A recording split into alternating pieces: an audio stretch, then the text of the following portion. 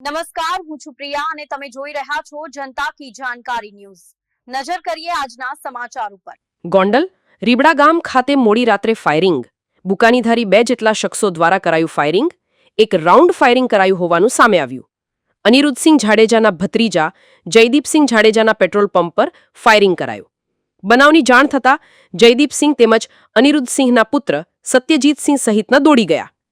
ફિલરમેન જાવેદ સંધી દ્વારા ફાયરિંગ કરનારા પૂર્વ ધારાસભ્ય જયરાજસિંહ જાડેજાના માણસો હોવાની શંકા પોલીસ સમક્ષ વ્યક્ત કરી।